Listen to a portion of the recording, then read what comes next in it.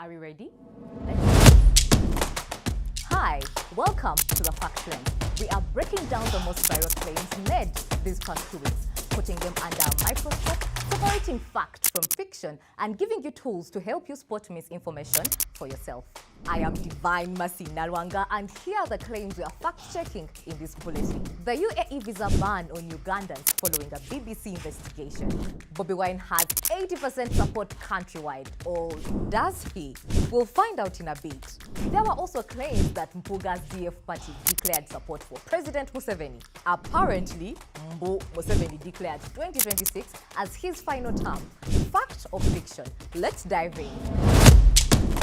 Sex for party tickets. That's the allegation. But is it true? Viral posts claim that NUP leadership is demanding sex from female politicians for party tickets, specifically targeting Kampala woman MP candidate Nakandi Winfred on 15th September. The virality of this claim, with 222,000 plus views and 80,000 likes on TikTok, highlights how quickly unverified claims on social media can shape political perceptions. This is false. Our checks on Google Advanced Search and reports from credible media sources like NTV, Daily Monitor, and NBS found no coverage of this bold claim. The story was only reported by the Explorer UG. There is no evidence that NUP is involved in such practices or that Nakandi Winfred made the alleged confession. You watching at home, yes you can also verify such claims. Check mainstream reports. Check if the speaker, in this case Winfred, is quoted elsewhere, and evaluate the credibility of the platform. For this, we did an advanced Google search, which you can also try out to verify such claims on your own. Step 1, on your computer with internet, go to Google Advanced Search, open your browser and type www.google.com/advanced_search.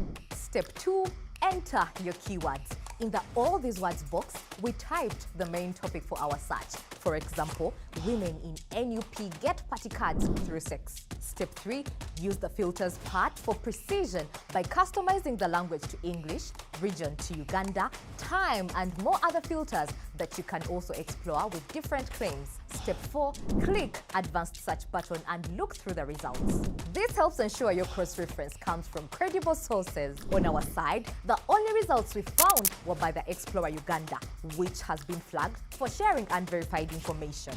Now, let's turn to a story that sparked confusion and panic among Ugandans traveling to or doing business in the UAE. Headlines and posts across mainstream and social media framed it in different ways. Temporary ban, visa ban, visa restrictions, UAE suspends visas, UAE slaps visa ban, UAE to block long-term visas. But what do these really mean? Here are the facts.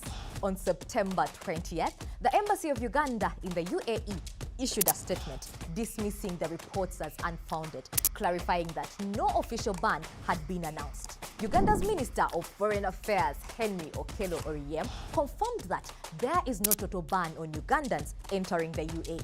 What official communication does show is that long-term visas will not be issued for now. Restrictions apply only to individuals who fail to respect the laws and culture of the UAE. Neither Kampala nor Abu Dhabi has announced a blanket visa suspension. The takeaway? Media outlets and social media users often frame stories differently, sometimes fueling unnecessary alarm. To stay safe and informed, always double-check and verify through official channels before believing or sharing such stories. That's what we did, and that's what you can do too. Stay curious. The power to be resilient rests in your curiosity to question the source of information.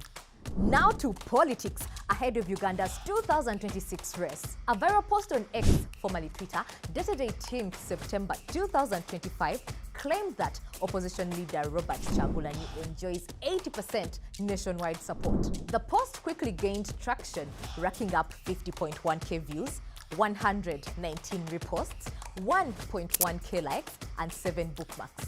But is this true? We checked. Here's what we verified. We used quotation marks and mathematical signs in our search. Quote, Robert Kyagulanyi enjoys 80% nationwide support. plus survey to filter the survey-based evidence. No credible survey placed Kyagulanyi anywhere near 80%. What we found instead was a post from the Kampala Journal dated July 11, 2024 with similar claims. The same narrative resurfaced on Dr. Morgan's X account on September 18, 2025. This repetition suggests patterns rather than evidence. So, what's the real source? None was provided. The facts? Any credible statistic must be linked to a published report. In this case, no such source existed. On the contrary, the most recent Afrobarometer survey, February 2025, shows NRM 56% support, NUP 11% support. The verdict: unverified and misleading. Statistics can be factual, but they can also be twisted. Always look for credible, publicly available surveys before believing such numbers. If polling figures sound too good to be true, check the source and methodology. Real polls always cite them. Another twist in opposition politics. A post with over 30,000 views and hundreds of comments claimed that Mathias Mpuga's Democratic Front Party had supported President Museveni. Through Google reverse image search, we traced the story back to Explorer News Uganda, a source known for publishing misleading political stories.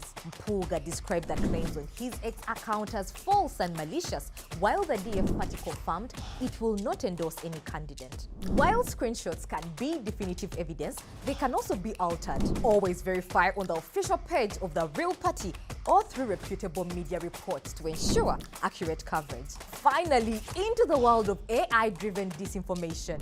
This is the last time I'm vying for president in Uganda. I urge Robert Kyagulanyi, or whatever you call him.